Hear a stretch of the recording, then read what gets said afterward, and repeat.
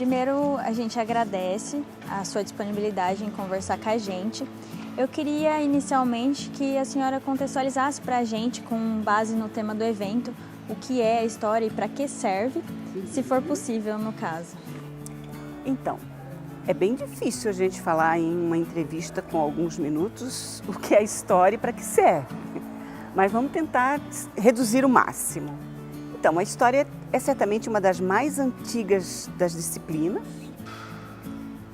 e pensada muito mais inicialmente como memória. Hoje a gente vê e trabalha a discussão da diferença entre memória e história.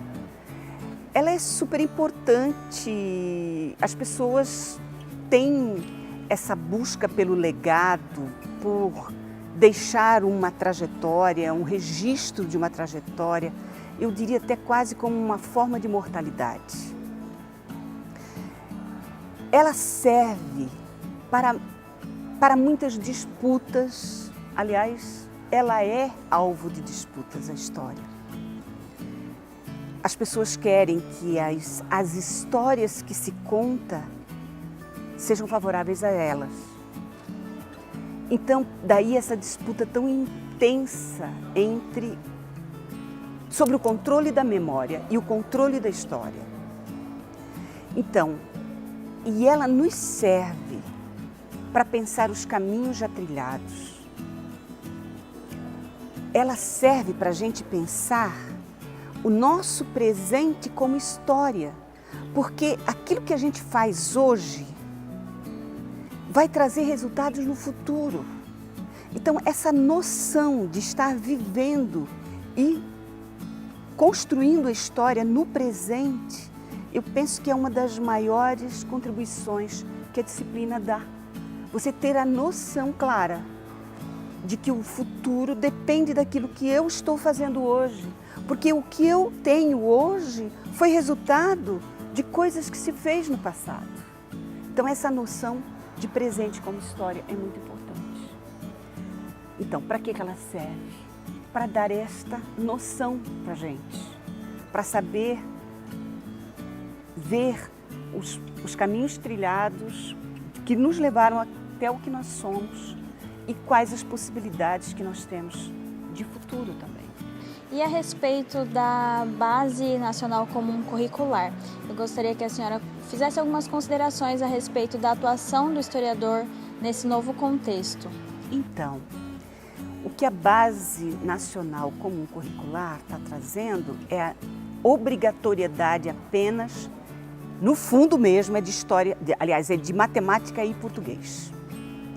E, na medida em que algumas lutas foram sendo feitas, entraram outras disciplinas nessa obrigatoriedade. Eu considero um desastre que a história não esteja na obrigatoriedade, como disciplina obrigatória, no ensino médio. Os nossos jovens precisam conhecer sua história, precisam saber daquilo que já se viveu. E a história precisa preparar o cidadão. A história é imprescindível para a cidadania, não tem como não ser. Então, o que nós, historiadores, e eu como presidenta da Associação Nacional de História, nós temos feito? Nós temos brigado muito contra esta BNCC. Nós temos brigado não só porque queremos a inclusão da história, como também por aquilo que ela representa em termos que não é de formação, ele é de instrução apenas. Algo muito que a gente poderia chamar quase de apostilamentos. Ele não é algo para você refletir, não é algo que o estudante vá produzir conhecimento junto com o aprendizado. Então, nós temos nos batido muito contra essa BNCC. Eu fico pensando que o nosso projeto é mesmo jogá-la, essa proposta, começar tudo do zero. Essa é a proposta que a ANPU, Associação Nacional de História, tem levado. Então, a nossa posição é completamente contrária a esta proposta que está aí. Correto. E agora uma consideração a respeito desse ano eleitoral. A gente tem visto algumas distorções de fatos da história, tanto do Brasil quanto mundiais. Como os profissionais, os historiadores, têm se posicionado a esse respeito? A própria ANPU se posicionou. Recentemente, um personagem do Exército, uma pessoa aposentada do Exército, disse que iria querer fiscalizar o que estava sendo escrito nos livros de história, acusando que a história não estava contando a verdade sobre a ditadura militar recentemente. Na verdade, o que existe é uma espécie de revisionismo, que não é só nós que estamos vivendo isso, não é só o Brasil que está vivendo isso. Nós temos visto isso na Europa com o revisionismo em relação ao Holocausto e até mesmo em relação à Inquisição na Idade Média. Então, esse é um momento de ascensão de um conservadorismo muito sério e o Brasil está no meio dessa onda com esta tentativa de revisão daquilo que está sendo escrito sobre a ditadura militar. É bom a gente sempre lembrar que os historiadores que têm trabalhado com ditadura militar têm se baseado muito na documentação que o próprio Estado ditatorial fez. Aquele projeto do Dom Evaristo Arnes, que juntou os processos judiciais e que construiu depois aquele trabalho do Nunca Mais, é de uma preciosidade imensa. Nós, inclusive, podemos dizer que nós nos diferenciamos de outros países que não tiveram essa oportunidade de ter essa documentação. Eles se basearam muito em testemunhos. Então, vir dizer, como foi dito, que não houve ditadura, que não houve ditador porque houve sucessão de pessoas no governo militar, ou de que teria sido um movimento e não um golpe. Gente, é não conhecer a própria documentação produzida pelo próprio golpe e pela ditadura.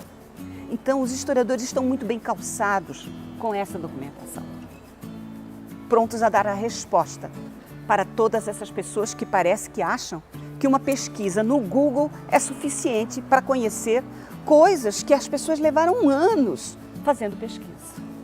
Certo. E que outros desafios os historiadores vêm enfrentando? Os historiadores, os professores, de maneira geral, estão enfrentando desafios muito sérios. A própria desqualificação da profissão, a violência que se vê dentro da sala de aula, que é resultado desta desindustrialização, dessa falta de opção que a juventude tem, de uma situação de crise econômica muito grande. Então eu vejo os professores sendo desqualificados na escola, sendo desqualificado através de um salário baixíssimo que destrói a própria dignidade da profissão, e também uma desconfiança muito grande. Professores sendo acusados como doutrinadores ou como aliciadores, e coisas que, sinceramente, eu não tinha visto ainda e que nós estamos enfrentando. Isso tudo que está sendo feito apenas aumenta a desqualificação dos professores. Que educação as pessoas esperam oferecer para os seus filhos, desqualificando deste jeito os professores? Os profissionais de história, nesse momento, estão sendo muito atacados. Nós temos visto vários casos de professores sendo processados ou sendo alvo de ameaças na escola, professores de história. Por quê? Em parte por conta desse revisionismo que está acontecendo e em parte por essa onda conservadora que tem atingido as várias dimensões da sociedade. Certo. Por último, então, e acredito que não seja menos importante da gente comentar a respeito do Museu Nacional, que sofreu, a gente perdeu parte da nossa história junto com ele. Então, eu gostaria que comentasse um pouco sobre esse assunto.